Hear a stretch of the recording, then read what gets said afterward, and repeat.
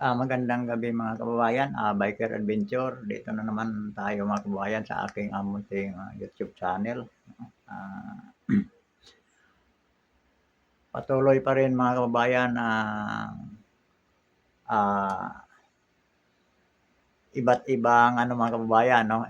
Iba't ibang reaksyon ng ating mga kababayan dito sa nangyari sa Senado, no? Yung nangyaring kaguluhan mga kababayan. Dito ngayon na divert, no? Dito ngayon natuon ang atensyon ng mga Pilipino, no, sa nangyaring kaguluhan sa Senado mga kababayan patungkol doon sa tangkang pag-aresto kay Senador Bato de la Rosa, no.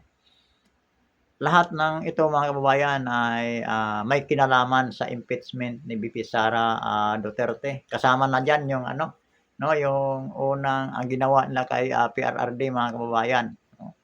At sa ngayon daw, no, hindi pa rin sinumite ang article of impeachment mga kababayan sa Senate. Totoo ba 'yun? Ano ba 'to, no?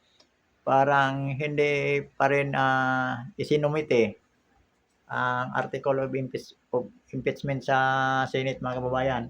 Parang mga kababayan, 'no, naghintay pa rin talaga sila at nagplano pa rin sila kung paano nila ibalik si Soto at saka si Ping Lacson mga kababayan sa sa ang control sa sa Senado, 'di ba?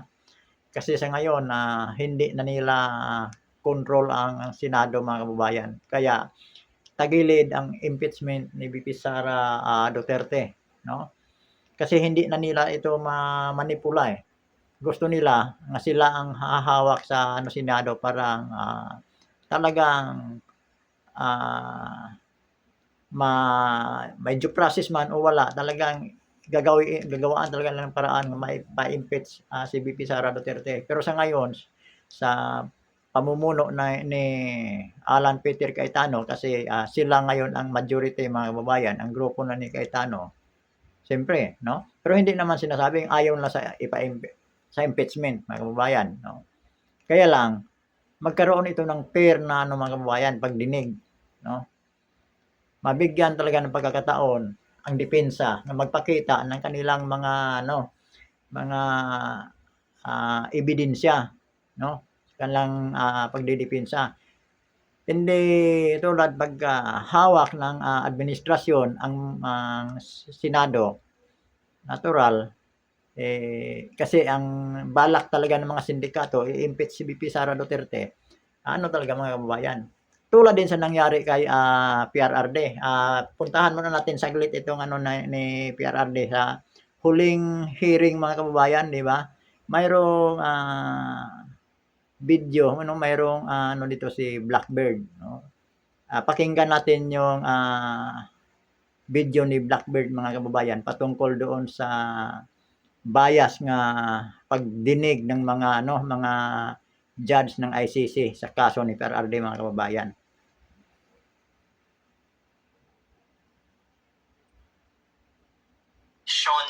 Ng ICC doon sa confirmation of charges kay Duterte. Nakita mo talaga galit na galit si attorney Nicolas Kaufman, dahil nga lahat ng mga sinasabi ng mga prosecution puro hearsay lang, puro salita, walang ebidensya. Tapos mayroong pinapakitang ebidensya daw ay naka-blackout, walang makita talaga. Tapos ang sabi niya, bakit ninyo itutuloy itong trial na ito kung puro kayong hearsay? Lang, no? Wala naman talaga silang ebidensya, yung binabato nila kay PRRD mga kababayan nga EJK, no? Yung sa patungkol doon sa war on drugs mga kababayan. Wala naman talaga kasi alam naman natin lahat, no? Fabricated nga mga kaso lang ito, fabricated yung mga ebidensya yung sinasabi nila, yung mga witness, mga fabricated mga kababayan. Pagdating doon sa hindi lang kaya suportahan ng patunay o kaya ebidensya. Kaya lang, no, itong ICC mga kababayan, funded kasi ito ng Philippine government. Yun lang ang masakit doon, no? Funded ng Philippine government mga kababayan ang ICC, no? Kaya 'di ba kayo nagtataka, 'di ba? Dito sa atin hindi na sinusunod ang due process patungkol sa kaso ni PRRD, dinirekta sa ICC. Ang ICC din di na rin nila sinusunod ang ano ng due process ng mga kababayan.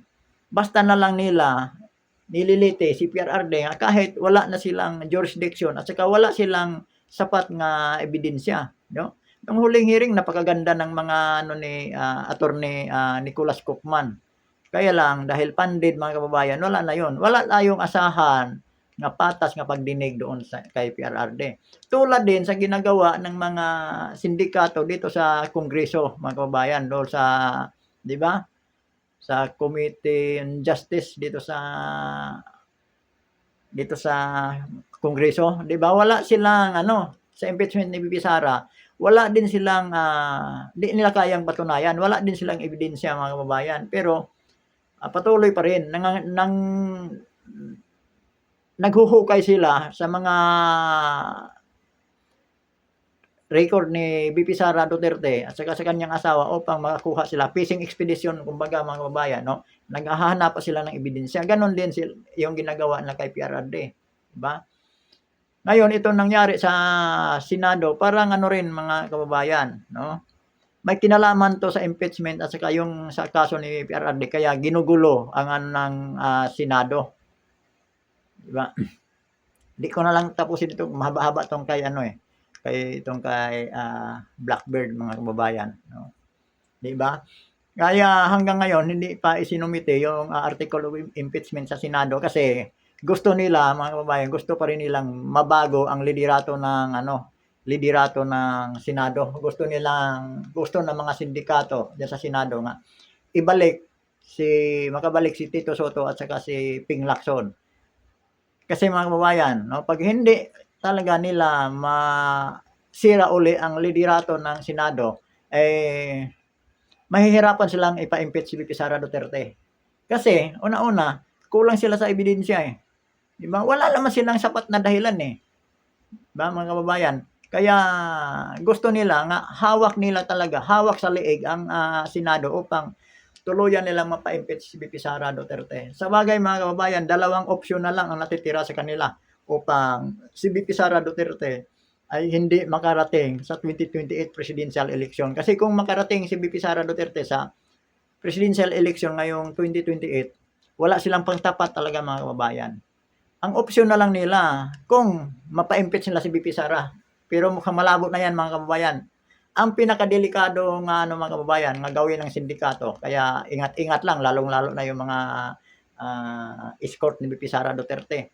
Hindi natin baliwalain mga kababayan yung sa assassination mga kababayan. Ngayon kasi no? Dismayado talaga ang mga sindikato, no? Dismayado sila, palapit na ang 28 presidential election at medyo lahat ng paraan ginagawa na nila pero andyan pa rin si BP Sara Duterte. Patungkol sa impeachment, relax lang si BP Sara Kumbaga naghihintay lang si BP Sara Lalong-lalo na ngayon, no, nga nagiba yung mga sindikato diyan sa Senado, lalong nagre-relax si BP Sara Duterte. Kasi hangga't hindi makabalik yung mga galamay ng mga sindikato diyan sa Senado, mga kababayan, hindi nila makuha ang kontrol sa Senado, magkaroon ng patas nga pag-imbestiga, patas nga pagdinig ang impeachment diyan sa Senado, mga kababayan, no? At saka isa pa, ang iniiwasan nila mga kababayan, kaya gusto nilang makuha uli ang liderato ng Senado kasi kakalad ka rin uli ni Marcolita mga kababayan itong malawakang flood control. Isa din yon sa mga iniiwasan nila. Kaya ayaw nga nilang maging presidente si BP Sara Duterte kasi ang iniingatan nila yung kanilang pangungulimbat sa pira ng bayan. Yun talaga ang dahilan kaya ayaw nilang makabalik ang isang Duterte sa palasyo. Kasi kung mangyari yan, tapos talaga ang maligayang araw ng mga sindikato ngayong nakaupo ngayon sa ating gobyerno, mga kababayan, no? Kasama na diyan si Trillanes. Kaya pinigilan nila si Bato de la Rosa na hindi makabuto, kaya pahuli nila upang mga kababayan, no? Mabawasan yung 13 nga ano ng boto ng, Senado upang, muli nilang, muli sila makapagpalit ng ano mga kababayan, 'no. Mayroon pa ngang akong nabasa sa social media na pati si Robin Padilla ay tina-target na rin ni Matibag, 'no. Kasi si Bato de la Rosa at saka si Bongo, 'yun ang target nila, eh. Si Bongo, una si Bato de la Rosa, ang target nila ni Trillanes, Bato de la Rosa at Bongo. Ngayon, tina-target na rin si Robin Padilla kasi 'yun daw ang kasama ni Bato de la Rosa noong, umexit na doon sa ano, diyan sa Senate mga kababayan, 'no. At iniwanan sila ni ano, ni Bato, natakasan sila. Kaya ngayon tina-target na naman ni Matibag. Alam naman natin ito si Matibag ay hawak ng mga sindikato mga kababayan. Kasi yung unang, direktor ng, NBI, matino, 'no. Hindi nasikmura yung, gustong mangyari ng mga sindikato. Hindi nila madidiktahan. Ay ito si Matibag, sunod-sunuran lang 'to kasi hindi naman 'to nakaupo diyan kundi siya nilagay ng mga sindikato diyan sa NBI. Kaya ito siya walang magagawa kahit alam niyang labag sa batas, no choice siya kundi ang sumunod, 'no. Tulad ng pag-issue ng, warrant of arrest daw ng ICC, alam niyang hindi niya dapat 'yun ipatupad kasi direct galing sa ICC, hawak-hawak ni Trillanes, hindi dinadaan sa ating mga local court, di ba? Puwede ba 'yun? Hulihin nila ang Pilipino at ipadala doon sa ano, sa ICC, doon litisin. Samantalang lahat ng, korte sa ating, bansa ay gumagana. Mula sa Municipal Trial Court, di ba? At saka Regional Trial Court, lahat ng korte hanggang doon sa Supreme Court mga kababayan, buhay na buhay. Pero bakit ang isang senador pa, ang isang Pilipino huhulihin ng kapwa Pilipino at ipahati doon sa labas ng bansa, doon lilitisin? Kung dito nagkasala, dito nagkaroon ng krimen sa Pilipinas, bakit taga ibang bansa ang hindi bansa pala mga kababayan, no? Yung ICC ang maglilitis, di ba? Kaya isa din yung mga kababayan sa kanilang target. Kasi kung dito sa atin, wala namang kaso si De La Rosa sa atin. Wala naman silang naisampang kaso kay De La Rosa. Isa lang din yun mga kababayan, ang gigibain nila, yung sa Senado mga kababayan, gusto talagang gibain ang liderato ng Senado at maibalik si Soto at saka si Ping Lacson, no? Upang maprotektahan talaga ang mga mastermind sa sindikato. Kasama na diyan yung mga senador na tumatanggap ng balita. Isa diyan si Erwin Tulfo at saka ito si Soto at si Ping Lacson mga kababayan. At saka mayroon pang iba, Risa Ontiveros. Yun sila mga tumatanggap ng balita. Kaya tulong-tulong talaga yun sila upang mahawakan nilang muli ang liderato ng Senado mga kababayan. Kung mangyari yan, no? Ligtas sila, mapa-impit sila si VP Sara, hindi pa mahalungkat muli yung malitagang mga kababayan, diba? At di ko na lang masyadong pabayin ito aking video mga kababayan at bumuhos ang ulan dito sa amin ngayon, no? At maingay yung hero, baka hindi nyo na ako marinig. At maraming salamat sa panonood at huwag kalimutang mag-subscribe mga kaibigan dito sa aking munting YouTube channel, Biker Adventure. At magandang gabi sa inyong lahat at maraming salamat sa panonood. Ingat po tayong lahat mga kababayan.